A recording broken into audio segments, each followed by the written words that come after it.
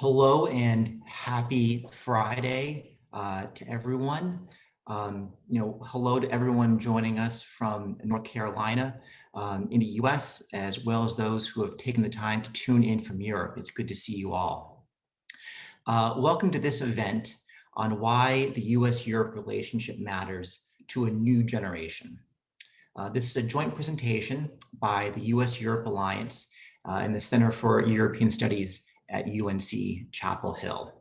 I am Scott Cullinane, and I'm the Executive Director of the US-Europe Alliance, and we are a nonprofit organization dedicated to mobilizing Americans to support the transatlantic relationship. I think this is our third or fourth event we've done with the Center for European Studies, and I think we're almost at the point where we can stop counting. CES is one of the area study centers at UNC Chapel Hill that works not only on campus with students and faculty, but also with the broader community all across North Carolina. And they're also notable because UNC has the great TransAtlantic Masters Program, which I'm so jealous about. And sorry, I wasn't a member of or participant in, but we're honored to have some of the students and alumni from that program who we'll be hearing from today. We'll hear from Katie some more in a moment, but of course, let me at the very top thank her, thank the center, and start off by making the pitch that if you don't already, please follow us on Twitter at UNC Europe and at USE Alliance. And that's a great way to stay in touch with both of our programs and to hear about our upcoming events and what's going on in the transatlantic space. And let me finally say a quick word about today's topic and why we picked this particular idea to focus on about a new generation in U.S.-Europe relations. And certainly transatlantic policy and politics, that conversation tends to focus on Washington, D.C., on Brussels, on Berlin. But I think the strength of the US-Europe relationship is really in how deep and how broad and how diverse all those connections are. Whatever the policy may be, it's made manifest by communities all over the US and all over Europe. And I think North Carolina is really a prime example of that. Certainly a state that benefits from European investment, but also a state which gives a lot back. So we really have this eye to try to understand what is the transatlantic relationship going to be in the 21st century. And so to try and get a better handle of what that is, what that's going to be, we want to hear from people who are going to be leading the relationship in the 21st century, in the years and decades to come. And that's really why I think this event is so needed and also so unique. So that's my welcome. And maybe Katie, would you like to say a quick word and lead us into our four really fantastic and impressive speakers?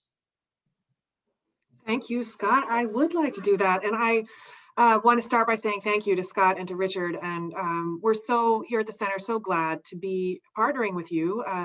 You're right. Let's lose count. Let's keep going and continuing to work together because it's really clear where our missions align and to foster the dialogue on Europe, the transatlantic relationship, the US-EU partnership.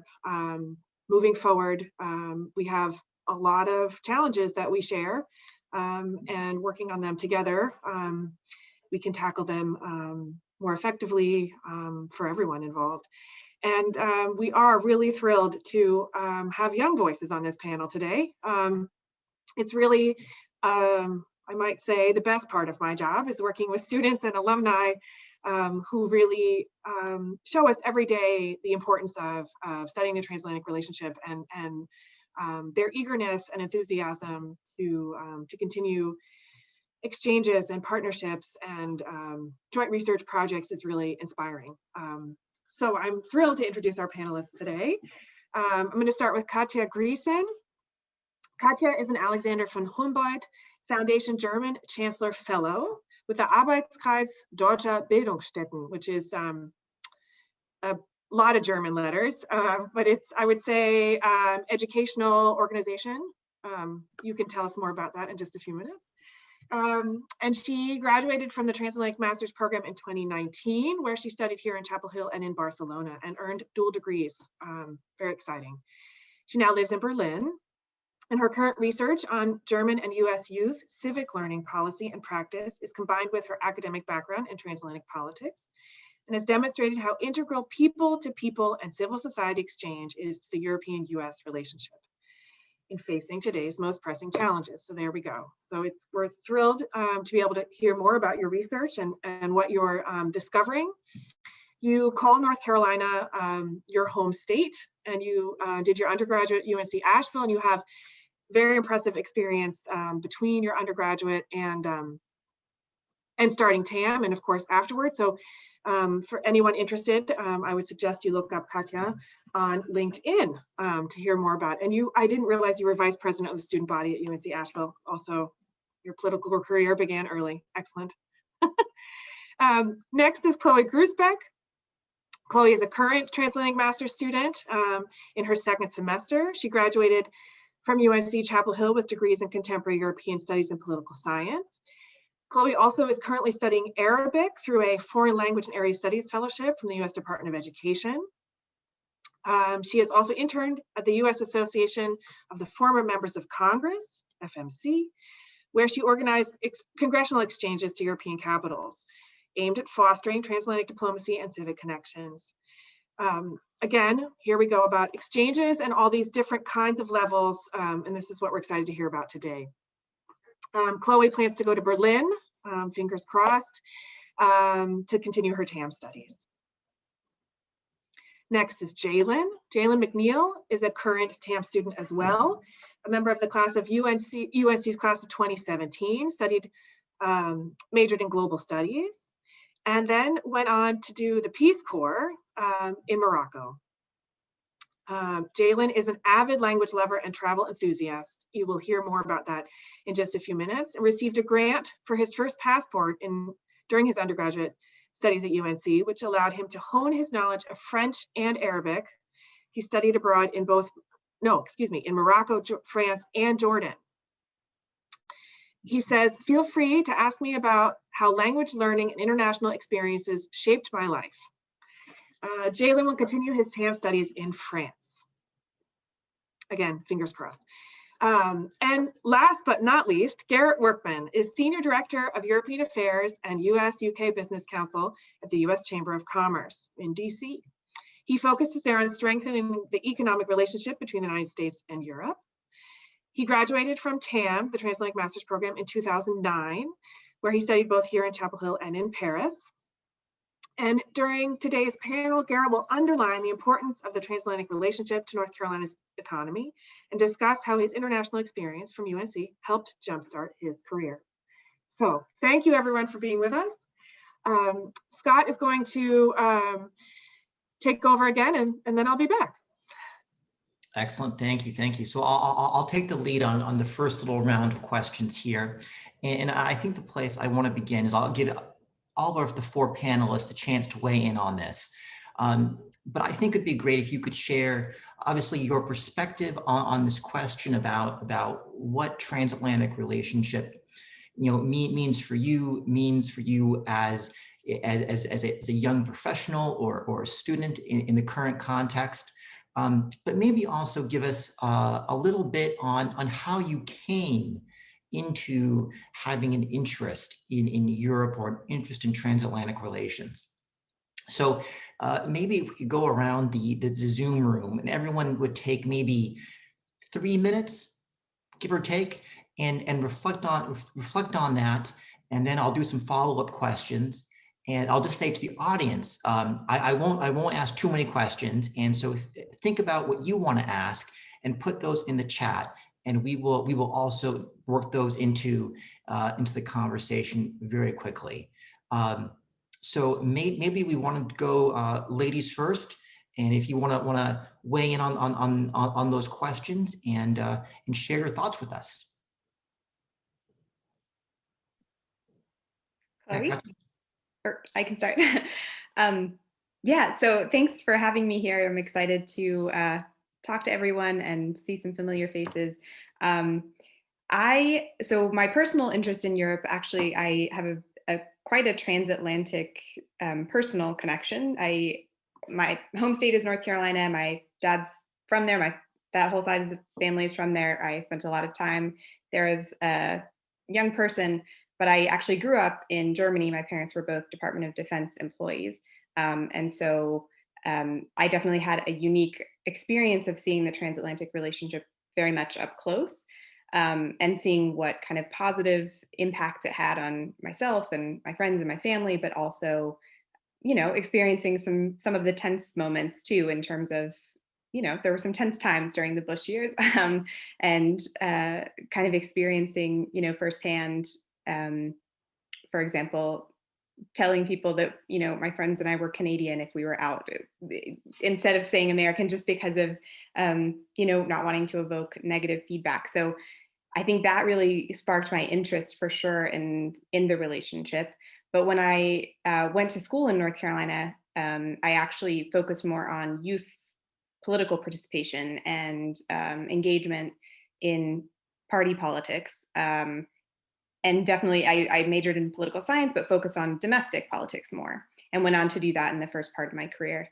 And so I kind of always missed that connection to Europe, and I really wanted to find a way to bring those two interests together. And that's why TAM kind of popped out for me as that opportunity to bring together, looking at youth policy and civic education and civic engagement with this European transatlantic lens. And so that's what I really did. I was able to, in TAM, you certainly learn the basics of what European governance is and what the transatlantic relationship means and what the big issues are, but you also have the opportunity to really specialize.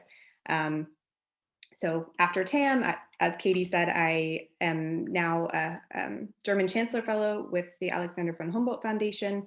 And that is a program that brings people from several countries, one of which being the United States, to Germany. And you kind of design your own project and get to work with the German Host Institute on an issue of social societal relevance. And so I've chosen to focus on non-formal civic education, which has been very, very interesting. Also very interesting to do this during COVID.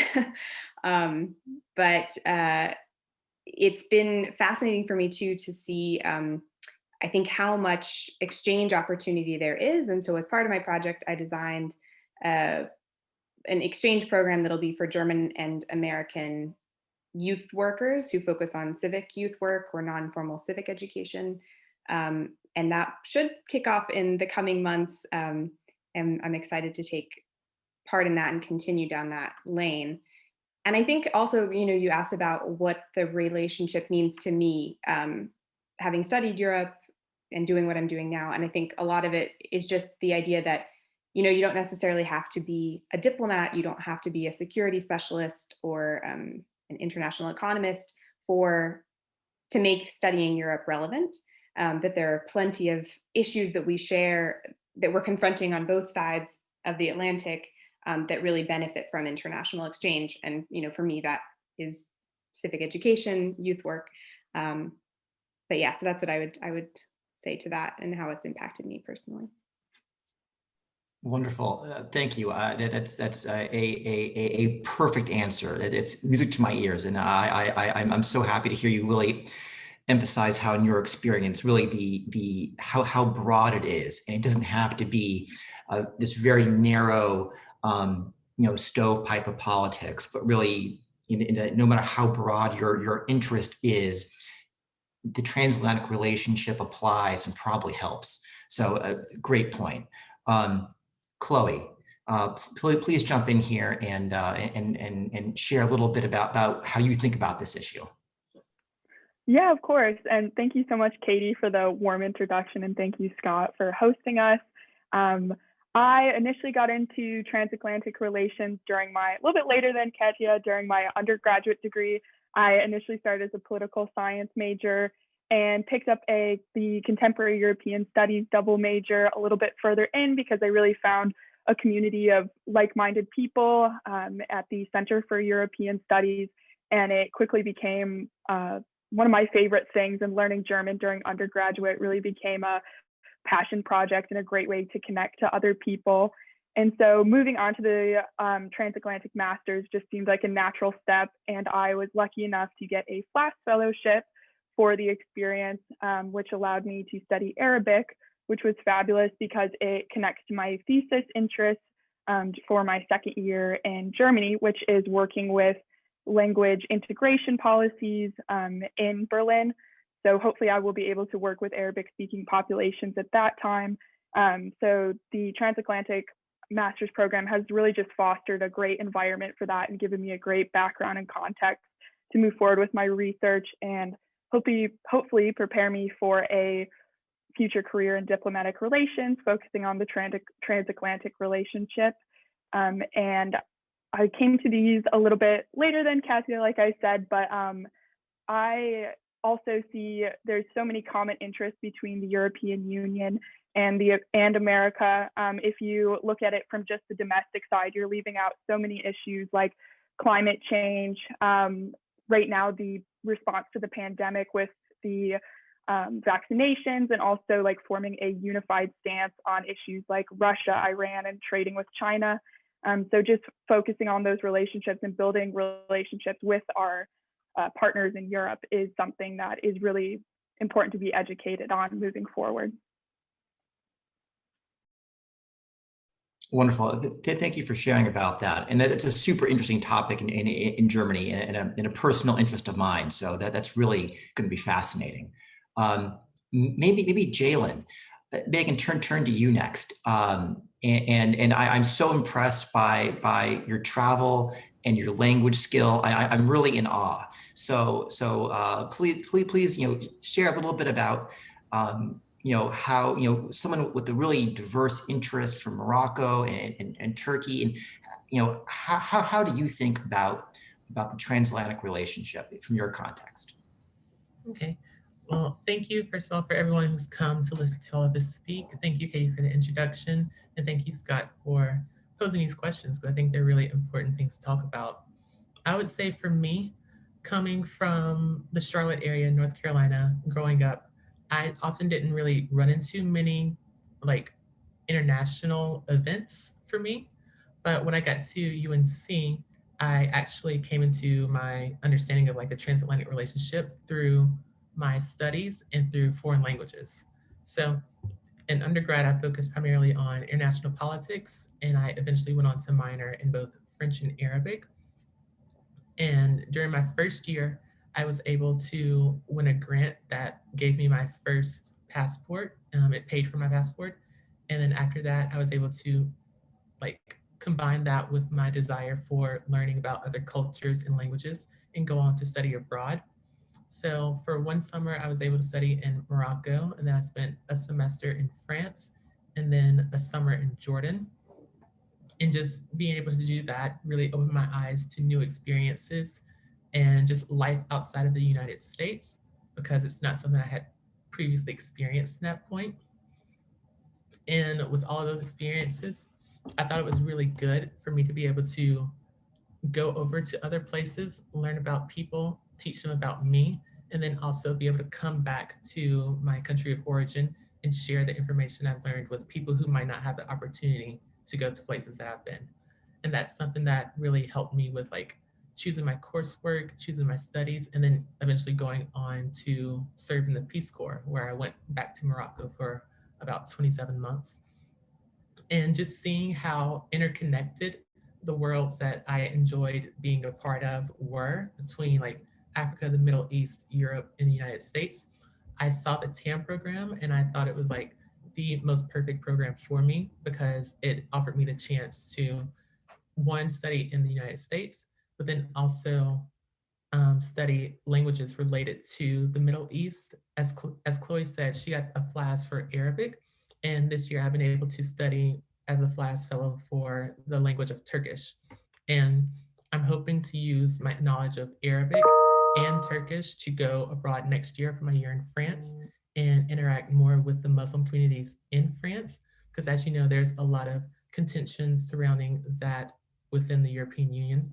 And I hope in the future to be able to work with many different organizations or agencies, whether they're related to government or international, just to try to form like a bridge between cultures. That's a great goal. It sounds wonderful. And I have some questions I'm going to come back to you with about that. Finally, but certainly not least, let me turn to Garrett. And I know these are questions you spend a lot of time thinking about and talking about. And so, you know, you have a little bit more of an industry business investment focus. You know, share with us how you think about this question from the context you're coming from at the Chamber of Commerce. Sure, Scott, and thanks for the invitation, and thanks to the UNC Center for European Studies for having me, and to US Europe Alliance for hosting this. I think it's really important, especially to talk about this issue with young people. I think this might be about the last time I'm allowed to speak at a conference for young people. I noticed that I'm about 10 years. I graduated 10 years earlier than everyone else, pretty much. So I'm reaching the end of my lifespan here on the next generation calls. But, you know, I think for me personally, I have a personal connection to Europe as well. My mom was actually born, like some of Katya's family, on an Air Force base in Germany. My grandmother came over on a ship from Denmark in the 50s. So, you know, we have personal connections and familial connections still to this day across much of Europe. I am actually from Arizona originally. I studied political science out there, and about a year into my college career, realized, actually I was a chemistry major at the time, and realized that actually what I was good at was political science, was government, and I really enjoyed languages. So I had already been taking Spanish, and I added French to the mix as well. Had a personal relationship with a French woman at the time, which was one of the reasons I was interested in spending more time in France. And so I did a semester abroad my junior year in Brittany, and really loved that, and really sort of confirmed my belief that I was doing the right thing for myself and my career. I was able to do the TAM program at UNC. This was the earlier days of TAM, when I actually only got to spend 4 months in North Carolina, which was definitely not enough time to spend in Chapel Hill. And then I went off to Paris, and I studied sort of the interlinkages between the US and European economy. I'm in one of those lucky positions where I'm really using my master's on an everyday basis. Like you said, I work for the chamber. My job basically, this is, you know, a business association, obviously focused on every issue under the sun that affects how companies get things done and ship products and sell services across the world. And my job is really like, what is Europe doing that is affecting US ability to do business there, boosting trade and investment across the Atlantic. You know, you can't help but notice if you open any newspaper how many times the word Europe comes up, the EU comes up, whether it's COVID research collaboration, whether it's you know, the investment numbers. There's 16 million jobs on both sides of the Atlantic that are directly related to either companies exporting or importing from Europe, as well as European investment across the US, including all over North Carolina, as well as US companies invested in Europe. So, you know, this is really where the money is in the relationship. And obviously that's my main focus. And I think, you know, it's a really interesting political moment as well for the transatlantic relationship. We have a new US administration who's really focused on rebuilding our relationships with our allies, of course, not only in Europe, but especially in Europe. And I think, Chloe, you mentioned a few of the things that I focus on a lot, like how to deal with China. And actually, you don't necessarily think about Europe in that question, but as we saw with some of the difficulties of dealing with China under the previous government, if we try to do it on our own, it doesn't really work, and we actually primarily hurts the US economy. So we need to work with our allies to actually make a difference in China. And so that's going to be an increasing focus for me. And it's great to be with other people who also care about this relationship. And it's nice to see that it's obviously still in very secure and strong hands moving forward.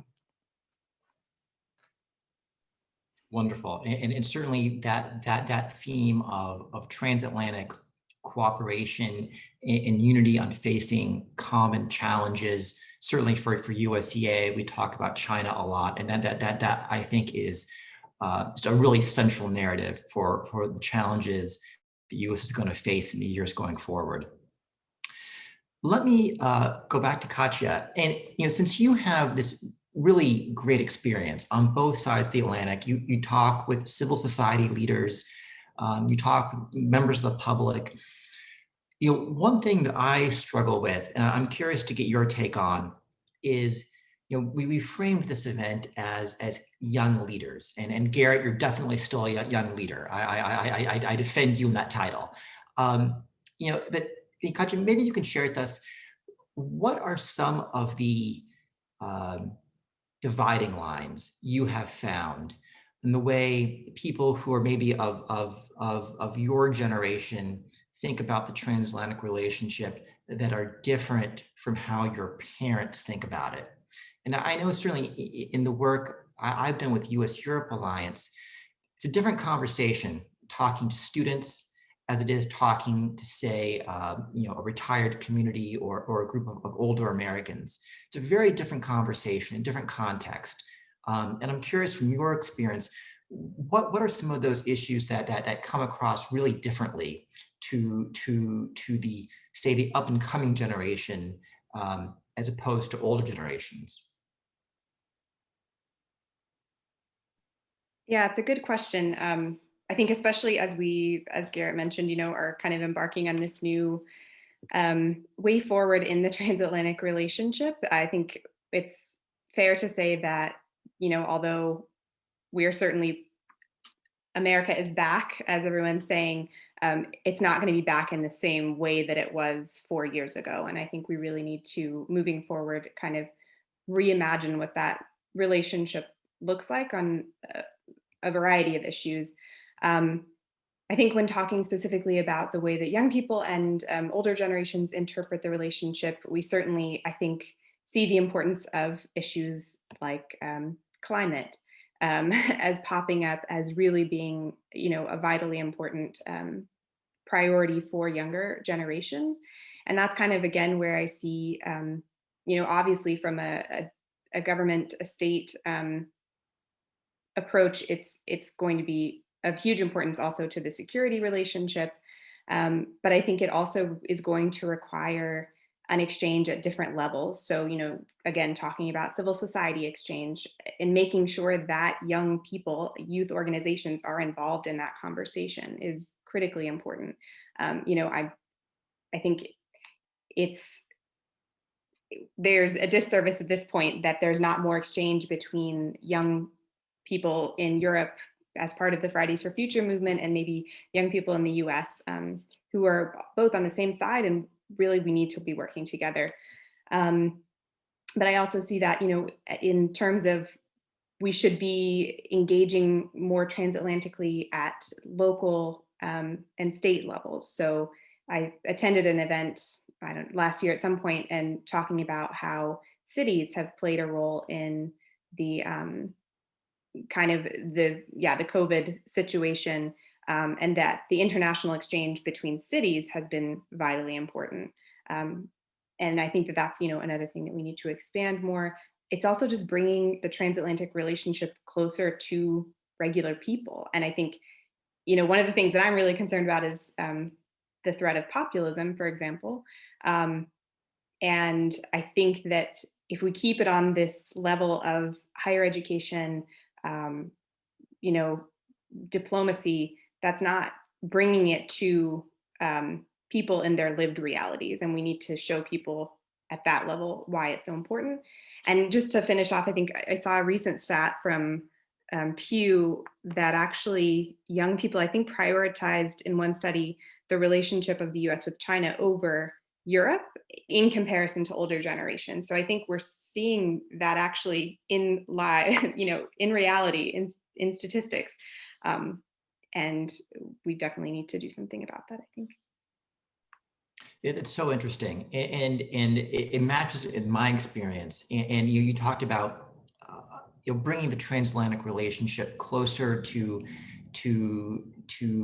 the lived reality of people's everyday lives.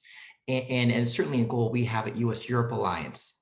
And we struggle on one hand with, like, as Garrett mentioned, there's millions of jobs dependent on transatlantic investment and trade, but yet somehow there's this lack of connection, that it's so important to the economic prosperity of so many Americans, but it doesn't always, the transatlantic relationship doesn't get the credit it deserves for all the prosperity and security it delivers.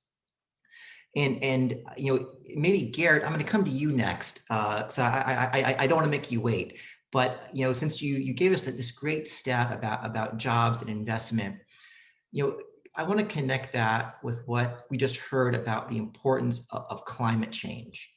And I've heard this narrative out there that Europe and China can collaborate on climate change, and that's going to be this sort of disruptive connection to the transatlantic relationship.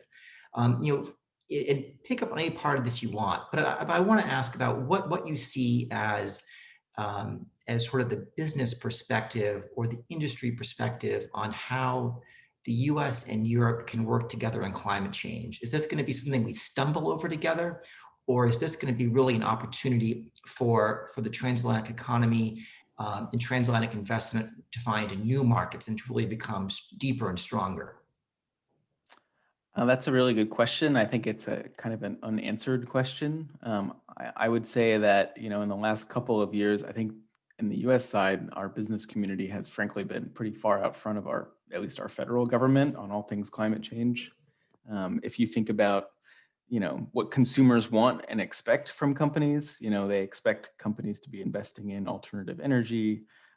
If you think about, tech companies putting data centers, which are entirely run by wind or hydropower, for example, as a selling point. This is not something that they're doing for charity. It's something that they do because there's a powerful business case for being as green as possible.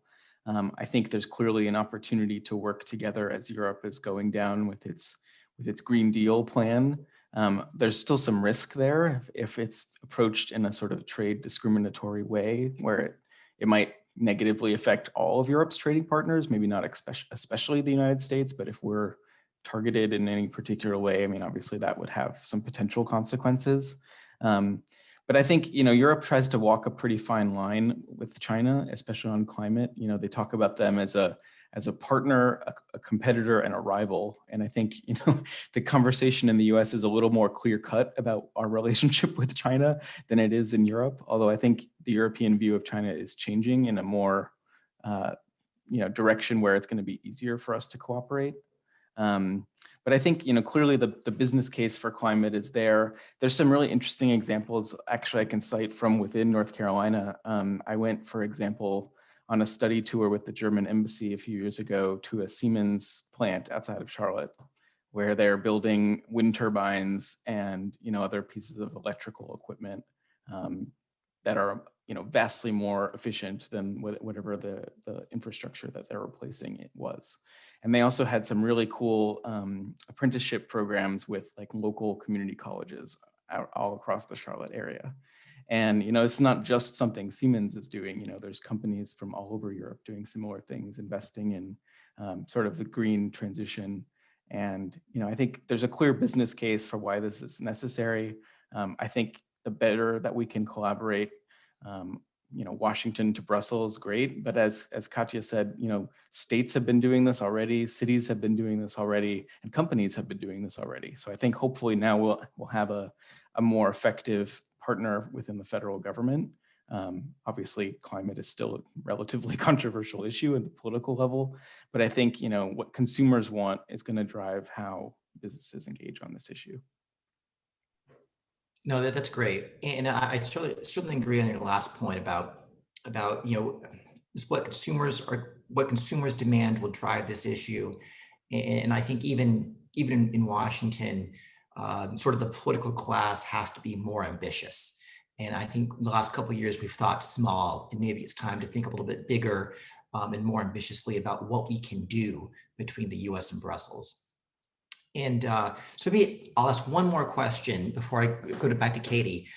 For Chloe and Jalen, so much of our past conversations that we've been involved with, or USEA has been involved with, has been really, politics, policy focused, the acronym filled jargon. And one thing I like about each of your experiences, each of your stories, is the role of culture and language, and a little bit more of what in DC we might call the softer side of things, but which I think actually is very attractive, and maybe even what brings more people, maybe a lot more people, to the conversation about Europe and transatlantic relations than does the more serious, maybe drier policy discussions. And so maybe I can ask each of you to talk a little bit about that idea, about culture, maybe even in your own experiences. What have you seen from the transatlantic relationship by looking at it through this cultural lens, or this lens of language, that you wouldn't have gotten if you were only studying the org chart of the EU? What did learning about culture add to your experiences? And if you like, even especially for you, Jalen, you've had experiences in Morocco, and you're learning non-European languages. How does that connect with the transatlantic relationship? And especially as we think about the transatlantic relationship as something that goes beyond just those of us who are of European ethnic heritage. And obviously there's many of us like Garrett, whose family is very directly connected to Europe and recent immigration. But it's so much more beyond that now. And so I'd love to get your thoughts about how you connect those two things, and how transatlantic relations and US-Europe relations, how does that connect to your work in Morocco, or to those who live in Europe but who are of non-European heritage? So two big questions, but please start wherever you like with that. Okay. Okay, so I will start with this one. I would say just being able to learn about other cultures and navigate them through like an appropriate lens, and even speaking to people of that culture in their language.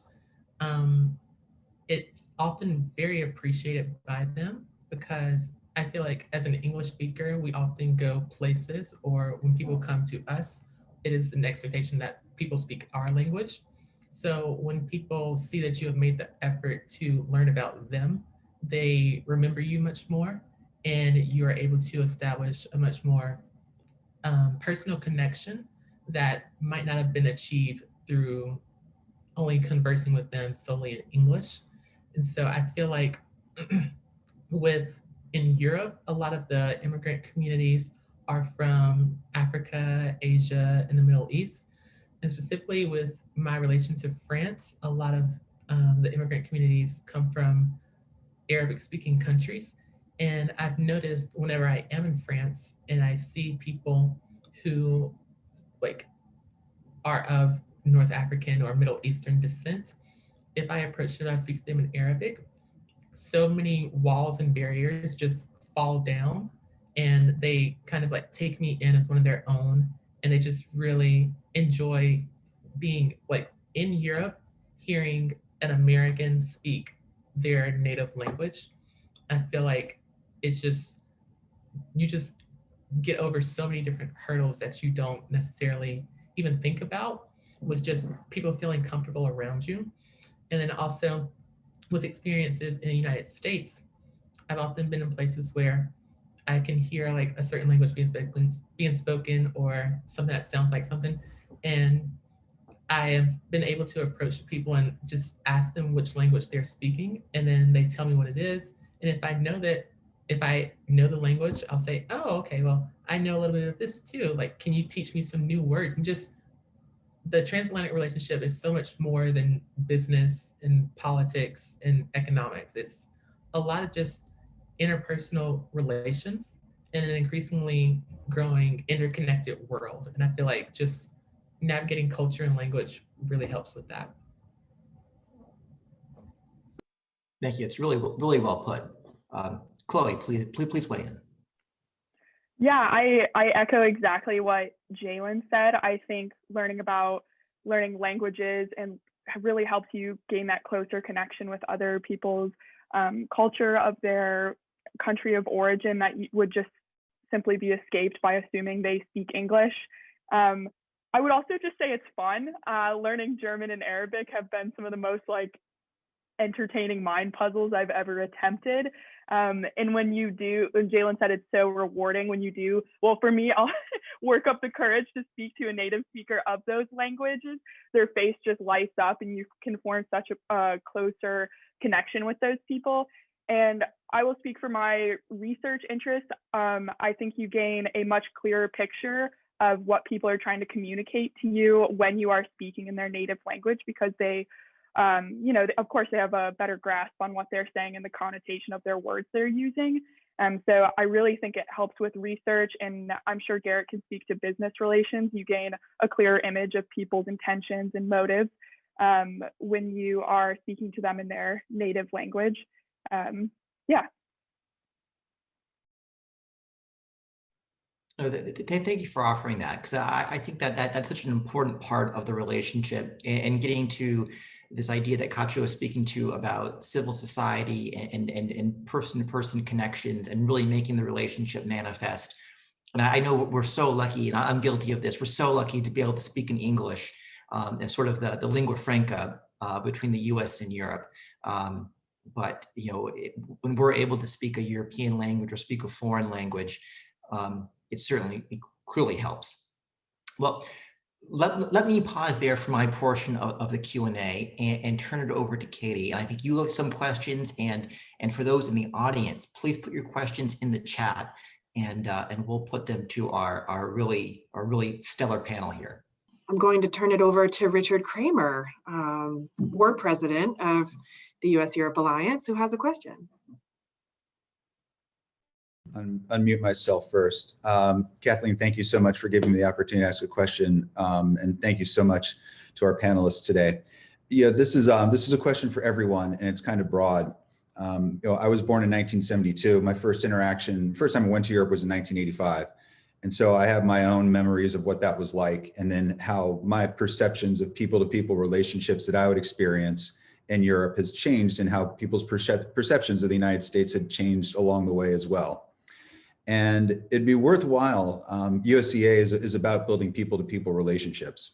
And it would be great to hear from you all. It doesn't have to be each one of you. I know we don't have much time, but thinking a little bit about, if your first European experience, Katya, you were raised there.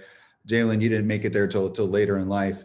But in sort of interacting with people and what you would sense about their impressions of the United States then as compared to where we are now. And that's with a caveat. It's not about presidential administrations, because public opinion polls in a lot of European countries and people's favorable opinions of the United States often goes back and forth whether or not they like the current president in the White House. So put that aside, and just kind of what you see, if you've sensed any fundamental shifting perceptions amongst just people that you got to know through the years about how they thought of America. And it can be completely anecdotal. So I hope that's clear. Thank you.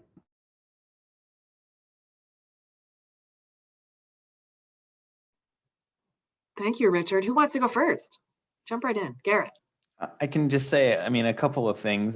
It's hard to fully disassociate it from political realities, but I think, the crisis we're in right now is actually really interesting from this perspective. Like, WhatsApp chats that I have with friends in Europe who are dealing with COVID, as we are. And, throughout the process, we took such a different approach to Europe. And I think it was interesting to watch that play out. I'd actually be really interested in Katya's perspective on that, because living in Germany, but also paying attention to what's happening at home, I'm sure that was very interesting to watch.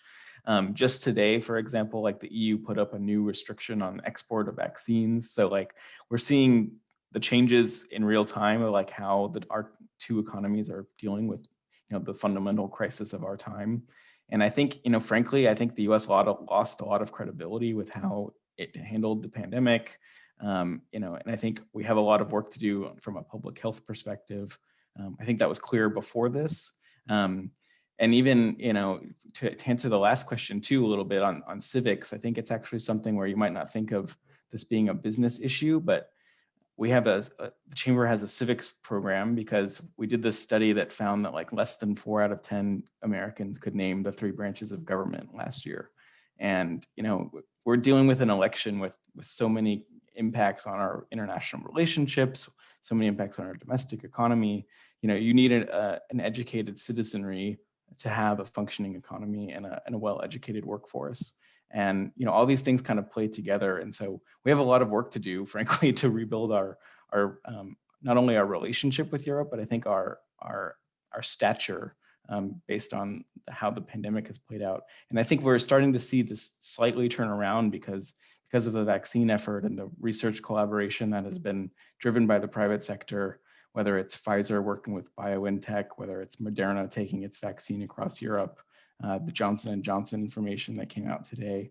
The only way out of this crisis is to work together. So we can learn from each other, but we have to continue to get better together because, if any one country solves their COVID problem, it's just going to come back if everyone else still has these issues. So I guess it's kind of a long-winded answer, but, we have our work to do to rebuild our relationships at the government level, but also on the people-to-people level. Thank you, Garrett. Yes, Katya, go right ahead. Yeah, I would just echo that as well. I think I had the opportunity this past year to do several youth seminars with teenagers up till early 20s, talking about the U.S. election, which was extremely fascinating because they're so well versed in everything going on in the U.S., which I cannot say, obviously, from the other side. But I think what was interesting is that it's, I think there's a real questioning of values, and not just in relation to COVID and not just in relation to Trump, but in terms of, the fact that 50 million people in the US right now are dealing with hunger insecurity. And they are picking up on that, and they, don't understand the healthcare system here. And so I think there's a lot of, from a social welfare perspective, skepticism. And I think that, I think it's going to take a lot more than just an administration change to kind of get back to that leading by example role that the US used to play in Europe. I have sort of an anecdotal, going back to Richard's original point to follow Katya's remarks. Jalen and I took a welfare economy class last semester where we compared different welfare economies in Europe, and we have some Swedish classmates, and we were having a discussion about the healthcare in the US versus Nordic countries. And one of my classmates remarked that people in America sometimes do not take ambulances because of the cost and opt for an Uber instead. And our Swedish classmates were in disbelief, thought we were joking. Just couldn't even believe that took place in a developed country like the United States. So I just think that shows kind of some differences in fundamental tenets of our everyday lives, like healthcare, between Europe and the US. Thanks, Chloe. Jalen, do you just want to add? I know we're almost out of time, but I'd love to hear your thoughts. Well, I don't really have too much to add. Chloe pretty much covered what I was thinking about too, so. Great, thanks. I have to say too, anecdotally, that I think Richard's point to this split between political discussions and sort of everyday people-to-people interaction is really an important distinction to make, because I think there is this underlying friendship, for lack of a better way of saying it, between the US and Europe, and a mutual respect and trust, but that gets off key a little, right? It kind of gets, or off track. I'm terrible at mixing my metaphors. And I think that, I moved to Germany in '99 and was there a long time. Also, as Katya mentioned, 2003, that was a tricky time. but there was sort of never a, but it was really, I felt like with the people I spoke with and my friends, you know, they asked a lot of questions about the US. Why are the electrical lines not buried? Why do you lose power all the time? You know, I mean, everything that you can imagine, but this fundamental question of you know, going to war and all this was a real problem, but it didn't, but we could still find that common place. And it was clear that the administration may be making decisions that is not everyone's opinion. And I really appreciated that. I feel like that is not always the discussion here, you know, that things get lumped into one. I mean, I think the point too, just getting a text from my mother who is German and has family overseas, that when she talks to them, what they hear about the US is so different than what we hear here in terms of just basic news that we're hearing in our you know, nightly evening news. Okay, so I want to give Allison Haskins, who's our outreach coordinator, want to give her a few seconds or a minute to say how important her role is in working with, first of all, your own experience. You're from Alabama. We've made you an honorary North Carolinian, of course, now after having been here over a year. But you also went to Germany and you studied European American relations there. You've come back and now you are out in the field doing people-to-people, building people-to-people relationships with teachers across the state and you know, sort of helping them convince the youth in North Carolina why it's important to study the transatlantic relationship. And I'd love to hear your thoughts. Yeah, sure. Thank you so much, Katie. And thank you so much to all of our awesome speakers and for their great words of wisdom they've given today and their insight into their own experience with, you know, international learning and the EU-US relationship and how it has kind of a space everywhere if you look for it. Like Katie said, I'm from Alabama and you can't get further from Europe than Alabama if you think about it.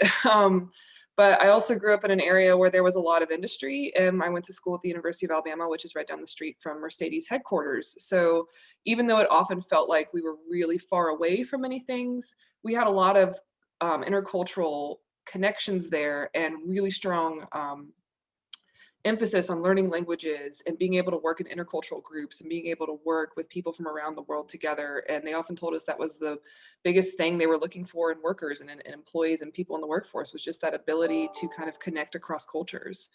And so that really stuck with me. And like Katie said, I went abroad for my master's. I worked in German American relations. And now back here in my new home of North Carolina, I get to talk to a lot of K-12 teachers and community college instructors and faculty at UNC about how they're making their connections. And of course, a lot of it is talking about the big things, talking about politics, talking about Brexit. But one of the conversations that sticks with me is we talked to one of the teachers on our Teacher Advisory Council, Emily Burris. She teaches French out near Asheville in North Carolina. And she said, you know, one of the European connections they make is in their pulp and paper course. They talk about how paper mills and a lot of paper, I guess the engineering behind paper comes from Europe. So they're making those kind of smaller connections back home. And I don't know, I think it just shows that a lot of these teachers are very keen to look at these areas where they can make connections and keen to look at where they can kind of broaden their students' perspectives of what the world is. And how they can make those connections back home. And so I think it's a really important relationship. It's personally helped me a lot in my life, and I've seen how it's really influenced a lot of other people. And I think there's always a way to connect the local to the global, whether you're in Alabama or North Carolina or Germany or wherever, you can always make those connections. Thanks, Allison, for closing us out. I want to say thank you so much to all of the panelists. I think it's clear how much of an influence the transatlantic relationship has out in your lives, but what you're doing to influence it further. And we can't wait to see where you're going. And Garrett, you are definitely still young and have so much ahead of you, just like everyone else on the panel. Thank you so much to Scott and Richard and the USEA. We're so grateful to be collaborating today and looking forward to future collaborations. And thanks so much to everyone who joined us on this Friday. We hope you got something out of it. Please stay in touch with both the Center for European Studies and the US Europe Alliance. We have a lot of exciting events coming up this spring. Thanks so much to everyone. Thank you, Kathleen. Thanks again to our panelists.